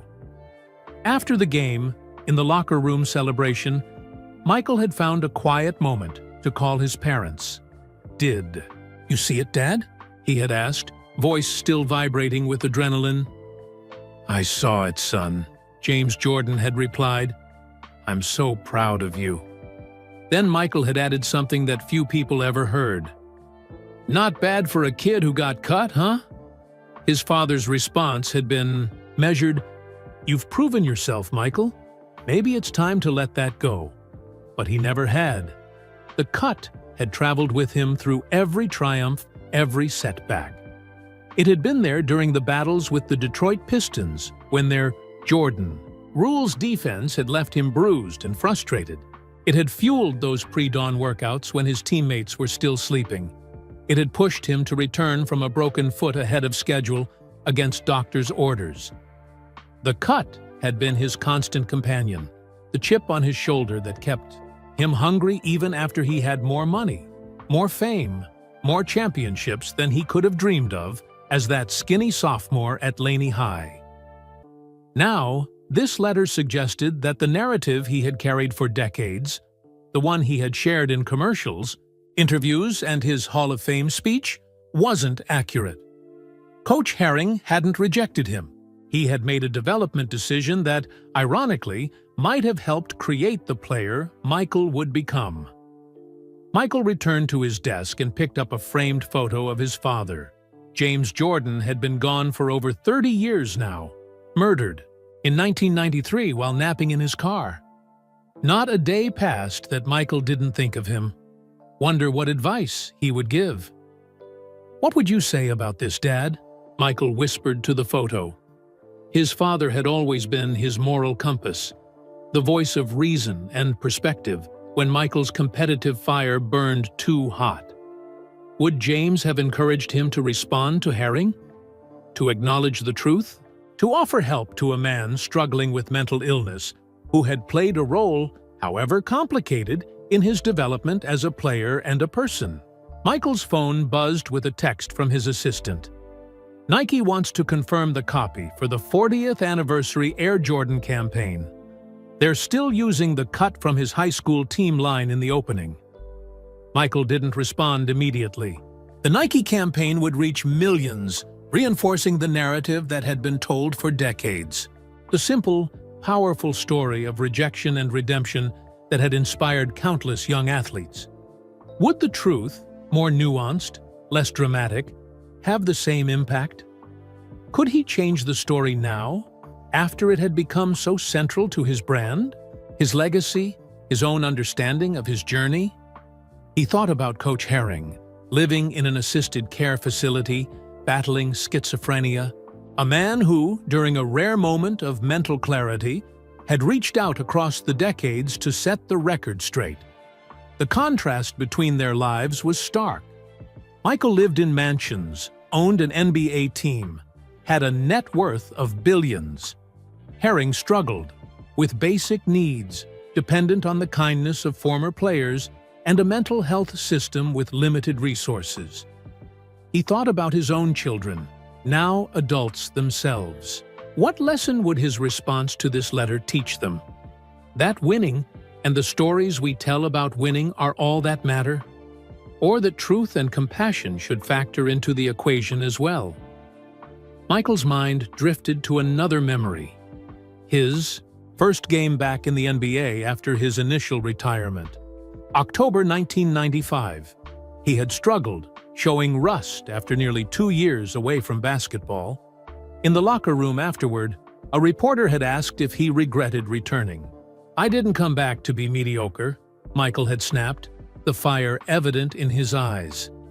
That fire, the need to prove people wrong, to be the best, had defined him. But had it also limited him in ways he was only now beginning to understand? The letter from Herring had arrived at a unique moment in Michael's life.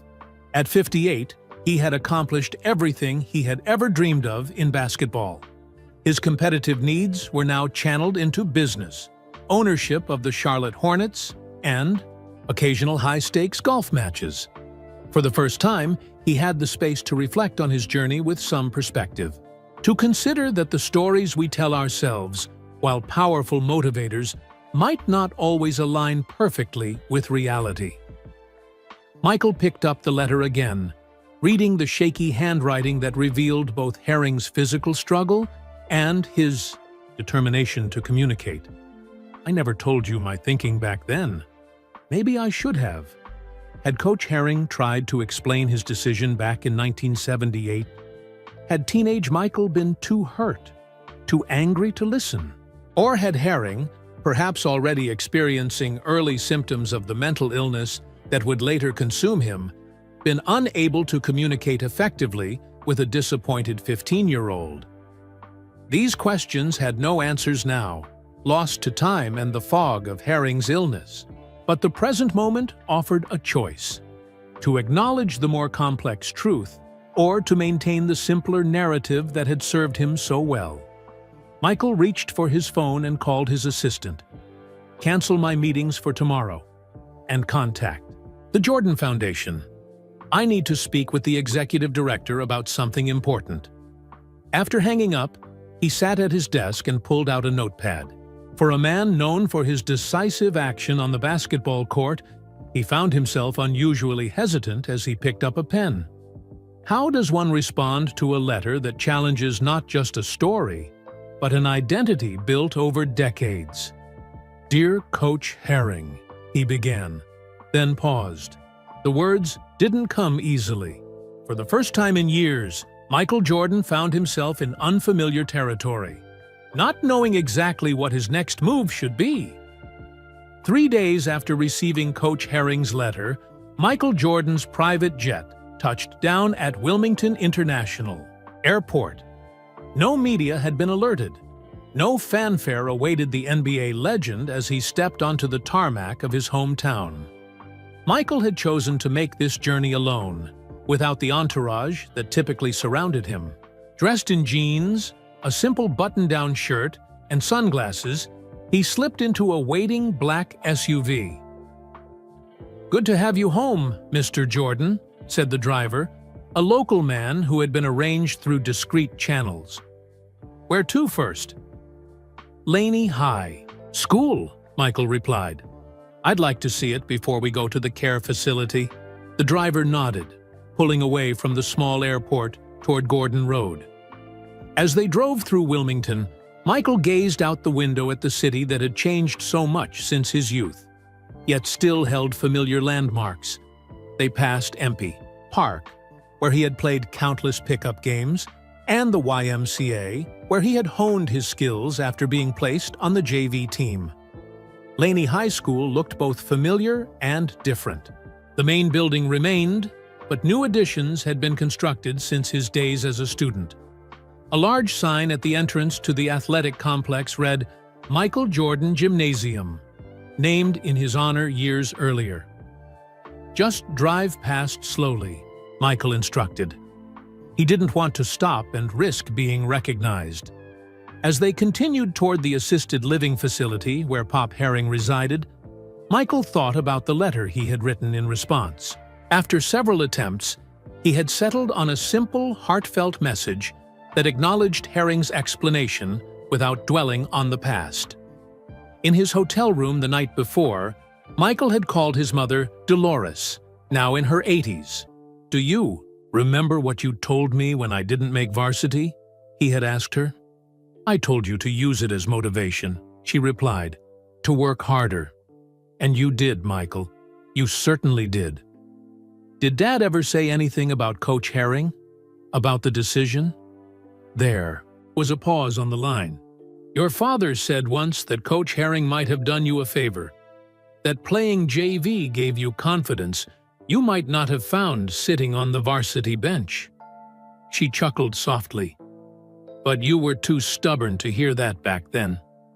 This conversation had confirmed Michael's decision. The response he'd crafted to Herring wasn't just about setting the record straight. It was about honoring a more complete truth, one that included the perspectives he hadn't been able to see as a disappointed teenager. The SUV pulled up to Pine Valley Care Center, a modest one-story building surrounded by oak trees. Michael took a deep breath before exiting the vehicle. "I'll be about an hour," he told the driver. Inside, he was met by Marcus Washington, who had arranged this private visit after receiving Michael's call. The two men shook hands. "Thank you for coming," Marcus said. "This will mean a lot to him, if he's clear enough to understand today." "How is he?" Michael asked, as they walked down a quiet hallway. "It's a good day," Marcus replied. "The new medication has been helping." He was lucid. "This morning when I told him you might visit, though I didn't promise anything in case you changed your mind." They stopped outside room 23, a coincidence that wasn't lost on Michael.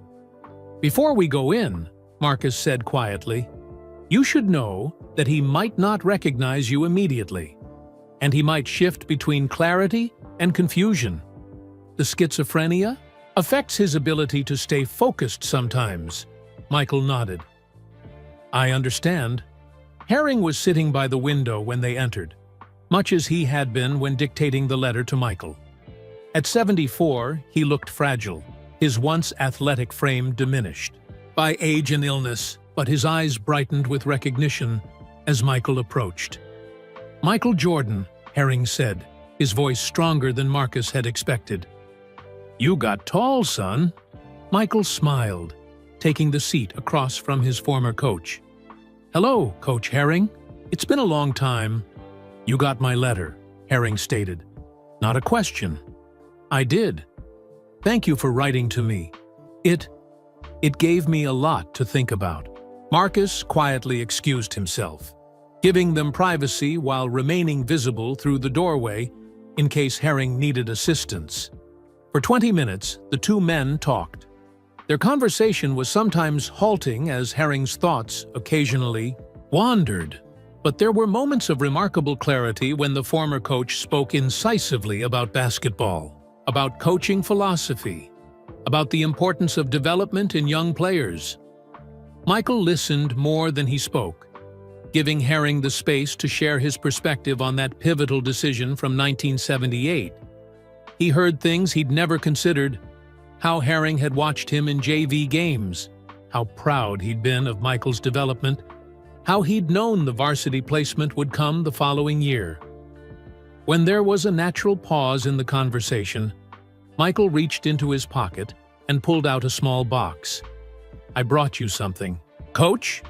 Inside was a custom-made Air Jordan shoe scaled down to the size of a trophy. On the heel, where Michael's Jumpman logo would normally appear, an inscription read, "Thanks, Coach." Herring held the miniature shoe in his trembling hands, turning it over carefully. "For me?" he asked, looking genuinely surprised. "For you," Michael confirmed, "and I've set up a fund through my foundation to make sure you have whatever medical care you need. Marcus will help coordinate everything."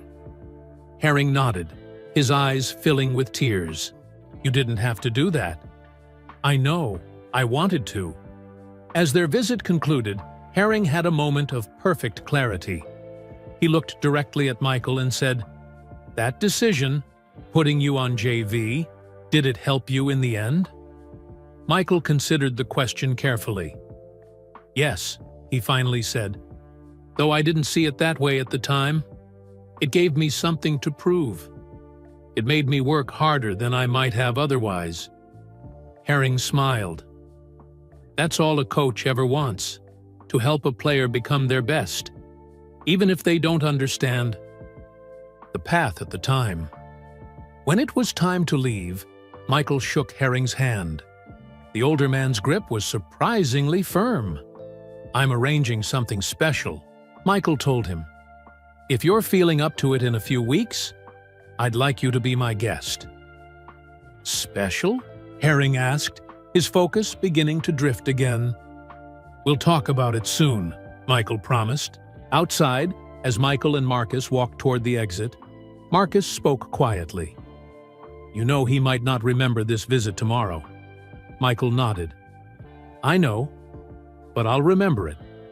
Before leaving Wilmington, Michael made one final stop at the office of the Michael Jordan Foundation. There, he met with local directors to formalize the arrangement for Herring's care and to discuss one more initiative. "I want to tell the full story," he explained to his foundation team. "Not just the simplified version we've been telling for years.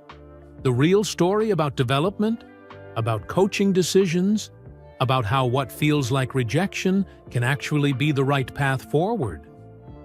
2 weeks later, at a rededication ceremony for his statue outside Chicago's United Center, Michael stood at a podium before a crowd of basketball dignitaries, former teammates, and media. Seated in the front row, in a wheelchair, but dressed in a suit and appearing alert, was Clifton "Pop" Herring. "Many of you have heard the story about me being cut from my high school basketball team," Michael began. "It's been part of my story and my motivation for decades. But today, I want to share a more complete truth." As cameras flashed and reporters leaned forward, Michael Jordan did something few had ever seen him do. He revised a central narrative of his legendary career, giving credit to the high school coach, whose developmental decision had helped create the greatest basketball player of all time. The simplified story of rejection had made for better commercials, better sound bites. But the truth about coaching, development, perception, and growth made for a better legacy. As Michael concluded his remarks, he looked directly at Coach Herring. Sometimes what feels like our greatest disappointment becomes our greatest motivation.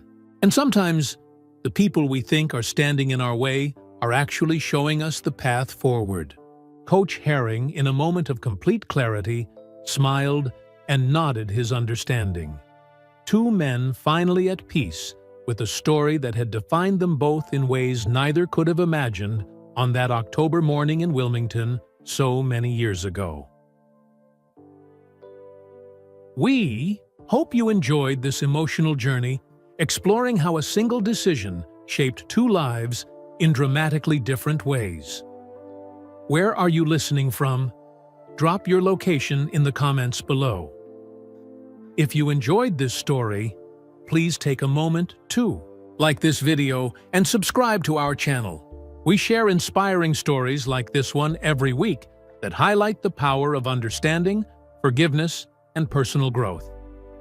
Don't forget to share this video with friends and family who might appreciate it. Spreading these messages of kindness and awareness helps create a more compassionate world, one story at a time.